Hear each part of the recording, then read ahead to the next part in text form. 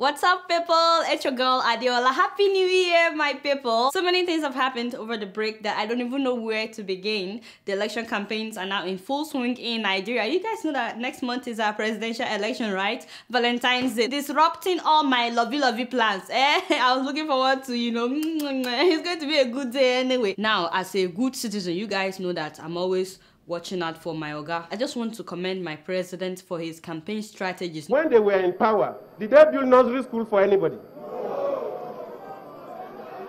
Ask them. Ask them.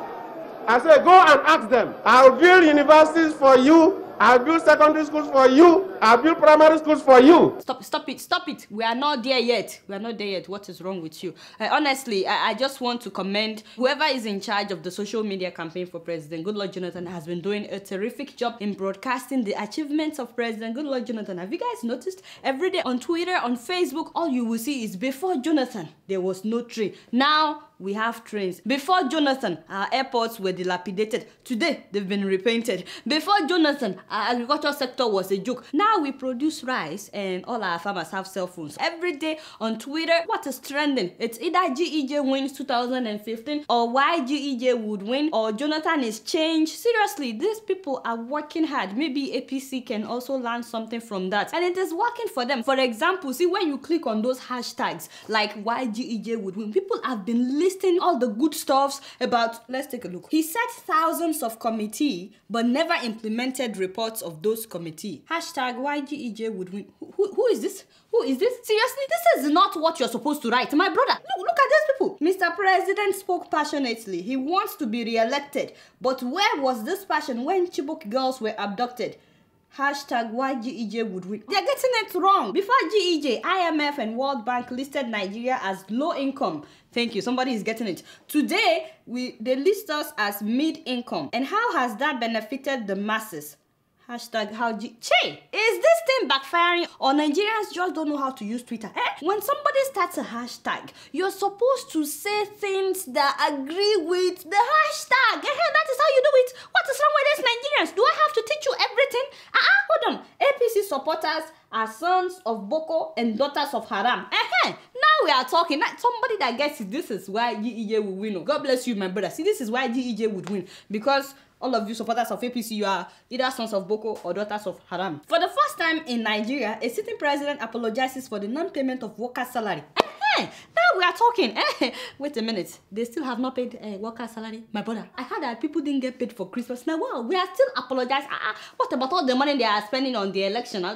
Just pay people now. But at least the president is apologizing. That is good. That is a good thing. I'm so glad to see that some people actually know how to use Twitter. Hashtag YGEJ will win when Nigerians get drugged on election day. Hello! Oh my God. My brother, you're that fun. Make sure you edit this out of the video. Just imagine trying to drag me into your insult of the presidency. I would never. I refuse to be part of this. Either Nigerians are turning hashtags against my president or not. His campaign team is still doing a wonderful job. Keep doing what you're doing. Don't mind enemies of progress. You see what he has done in the agricultural sector? Agric is booming. Same thing was creative. Same thing as everyone. And he will do more. We have not seen anything as good as this. We say, we want Jonathan again. Oh! PDP! My name is Onyeko Weno. Goodluck Ebele Jonathan's government. What is wrong with you, my brother? Stop it. We are not there yet. Focus. Now, having said that, I was so disappointed, my oga. Why make Femi Fani-Kayode your campaign manager? Hey, yeah! I told you before, always call me before you make decisions like this. This is something we could have sorted out between me and you. How would anybody take you seriously? The way the man is doing Kalo, tomorrow he may switch to APC and abuse you and everybody at PDP. When we were born, we were told that at independence, Nigeria, Brazil, Malaysia, Indonesia, and even India, we were all at the same level. Now all those countries have left us behind. And whose fault is that? Whose fault is that Nigeria keeps going backward? And why do you keep playing these clips? I thought you we are not there yet. Can't you exercise some patience? What is wrong with you now? Now let me talk to APC. Yes, in fact, APC, you have a lot of issues. First of all, what is this thing about you manufacturing fake voters card? Seriously, do you need to do that? Registering infants and dead people? Are you kidding me? Kai, shame on you, shame on you. And don't tell me that this just happened in Lagos. What if it's happening elsewhere and they're just yet to be busted? No, you guys should get your acts together. Get it together. An APC local government chairman in Lagos was caught doing ritual on Sogun just because you want to be elected. How can you imagine? Juju, black magic, Naija. I don't know why the man has not been arrested by now. Because he said in the video that he killed a human being for this ritual. Even if they set you up to shame you, how could you be so gullible? And not only that, what is all these lies I'm saying about Mr. President? It's okay, my guy, let me handle this. It's okay, just, cool down. No, you guys, you seriously, you don't need to cook up lies about President Jonathan. It's not necessary. For example, I've been seeing in the news 11.7 trillion naira stolen under Jonathan. How do you prove that? Unless he's stealing all the budgets that he has been presenting to the National Assembly since 2010 to date. The truth of the matter is, it was one man that sat down and came up with these figures, Dr. Muhammadu, and he said it in his article that these are just his own estimates. No one has really confirmed if this is true or not. I'm not saying that the man lied, but if you are not sure how much it is, please don't spread unconfirmed figures. Not only that, some people are saying that Jonathan is worth $100 million. I said, oh, look at this, people. How did you come about this number? The man has not declared his asset. So you don't have to cook up some numbers just to make him look bad. You may actually be making him look good because he may have more than that. Yeah, you understand? But lying wouldn't get you anywhere. Although Mr. Jonathan could have settled this whole issue if he would just declare his asset. Another lie circulating about my president. You see how I'm defending my president left and right? It's because I'm a good citizen. It's okay, my guy, you can thank me later. Obasanjo said recently that Jonathan has squandered $25 billion crude oil savings left behind by his administration. The next thing, all these bloggers distorting the story. I said, Che! Some are reporting $35 billion. Others are saying 55. Vanguard said Jonathan squandered 55 billion oil money, says OBJ. I said that was not what OBJ said now. He said 25 billion. Once again, we want fair game in this election. So all these enemies of progress exaggerating things in order to make my president look bad, you don't need to. Just state the obvious. You don't have to cook up lies. You understand? This is how I defend you every day. I'm glad that you are watching. Now let me talk to PDP and all their lies. Stop saying that Buhari said he would make Nigeria ungovernable, therefore people should not vote for him. I've addressed this before on this show. Buhari never said that he would make Nigeria ungovernable. It was Lawal Keita, a PDP member from the north, who said that if a northerner doesn't win the 2011 elections, that Nigeria would be made ungovernable. It was Guardian newspaper that wrote an article after that incident, claiming that it was Buhari that made that statement. Buhari took them to court and the presidency begged Buhari to settle out of court. They later wrote an apology piece apologizing to Buhari. There's another article by this day newspaper that Buhari said Muslims should only vote for Muslims. Buhari never said that. He gave a speech in 2001 at a lunch in Hausa language in Sokoto, and what he said was people in Sokoto know themselves. So when the ban on politics is lifted, they should choose the people that will represent them responsibly. That was what he said. The reporter that wrote that story, he's a Yoruba man by the name Ahmed Oyerinde. He didn't understand Hausa, he didn't speak Hausa, and he wasn't even at the event, yet he produced this story. So a few days after that, Reverend Kuka, you guys know Reverend Kuka, he contacted Buhari. He said, how dare you say that Muslims should only vote for Muslims? Buhari said, I never said that. Everything I said was taped that day. Go and listen to the tape of the day. They listened to the tape. The man was right. He didn't say anything like that. The reporter later confessed that he wasn't at the event and that he doesn't understand Hausa. So why did you cook up this story now? Keep in mind though that this reporter, Ahmed Oyerinde, who is now late, may he so rest in peace, the man had been accused of taking money and coming up with fabricated stories in the past, even as early as 1990. In fact, the Nigerian press watchdog at one time like this disciplined him before he wrote this article about Buhari. Another paper quoted Buhari as saying that he will spill the blood of dogs and baboons if he doesn't win in the 2011 election. What Buhari said at that time was a popular Hausa proverb. Don't make fun of me if I'm not pronouncing this right, but he said Karenjini Bininjini. Most people translate that proverb as if a dog bites a monkey, both of them will end up being bloody.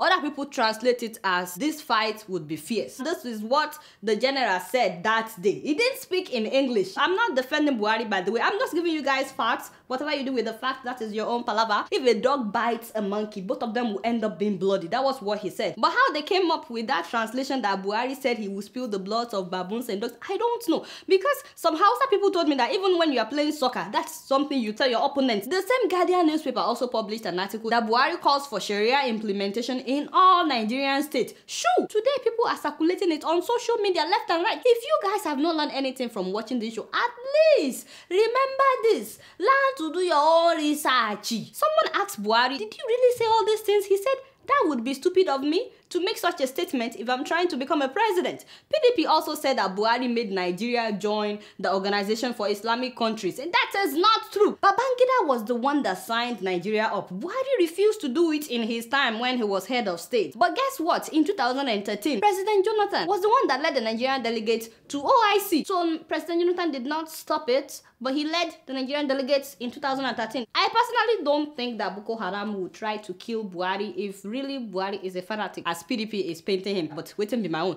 Like I said, cooking lies about your opponent won't make people like you. Both of you should start talking about how you will change situation on ground. Because to be honest with you, as Nigerians, we are tired of insecurity, we are tired of unemployment. For months now, workers in several sectors of the government have not been paid. And not only that, thousands of people are about to lose their jobs due to this austerity measure thing. This is what the two of you are supposed to address. And my guy, if only you will listen to my advice. I have said it before that instead of you spending these billions of naira on the campaign, pay workers salary. I know that you apologize. People cannot eat apology. See, you understand? People still have to pay school fees and stuff like that. They can't eat apology. Not only that, oil price has dropped everywhere in the world. Why are we still paying so much money for oil in Nigeria? So talk to NNPC. Let them bring down the price of oil. And then number 3, find the Chibok girls. Find the Chibok girls. They spend Christmas, New Year with Boko Haram. Would you want your daughter to spend Christmas, New Year with Boko Haram? These are the things that will score you points instead of going to visit Ibrahim Babangida. Of course, you know, he just came back from hospital abroad not too long ago. And since he came back, we've not seen. And I need to see my father for that to know how he's feeling. Did he just call Babangida his father? Hey! Ha! Always run your speeches by me before you go and deliver. How can you call Babangida your father? Many people have been saying a lot of things about Babangida. They are saying that he's a criminal, that he stole the oil money, and that he devalued naira. You know how people are now. They are saying all kinds of things. You know, I really felt bad for my president that despite him visiting IBB and calling him his father, Babangida came out later and said that his tenure was better than Jonathan's tenure. I said, check. See, Yawa. By the way, that interview was conducted on December 27th. But my president made a revelation that day that shocked everybody. This is the end of the year. New Year is tomorrow. And within this period, people will pay visits. Tomorrow is New Year. You know, I do it. He was misquoted. He was misquoted. But you know, I don't have any issues with him visiting Babangida or anything. My only issue is that Mr. President has failed to build a good hospital where his father could have been treated. And it's not good. It's not good now. If you consider IBB your father, how come he went abroad for treatment? Even if you can't build a good hospital for the rest of us to be treated, at least build a good one where people like his caliber can be treated. No be me talk am, but is it true that the president has relocated his children to London because of insecurity in Nigeria? Hey, well, I've been seeing it on so many blogs. I don't know how it can be true though, because we saw the president and his children attend a church service together on New Year's Day. Is it that they relocated and came back, or waiting? This blogger self, man yourself, oh eh? Now you can play the tape that I told you to play. Somebody stood in Port Harcourt and said he was going to cast people in the street and throw them to Kirikiri. The same mouth said something from the right, from the left, and from the right. Contradicting statements. Can you trust those people? No. They want power by all means. All what they want to use power for is to lock up their enemies and imprison their enemies. I have no enemy to fight. Okay, so my yoga, we will meet after the service. But I agree with you that you want people to vote for you, but it's like you are indirectly saying that people can do anything and get away with it as it is right now. It's like you're trying to tell us that is how it will continue to be if people vote for you, that a lot of criminals will continue to get away. I know you claim that you are fighting corruption, but to be honest with you, a lot of criminals have gotten away in your time.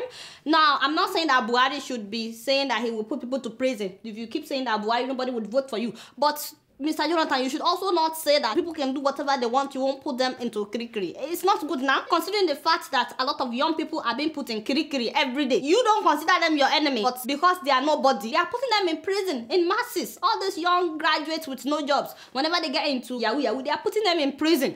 Meanwhile, people like Alamesia is still out there gyrating. People like the former aviation minister is out there gyrating. She's now a chief. People like Femi Fani-Kayode, who is now your campaign manager, is out there gyrating. He also stole money. A lot of people like that, they stole money. They've gotten away with it. So, Mr. President, it's just, we'll talk after the service, but these are just my advice for you in case you want to score some points in this coming election. I wish you good luck, honestly. To God be my witness, I wish you good luck. But you guys know I don't know anything. Guess what? I'm just giving it real.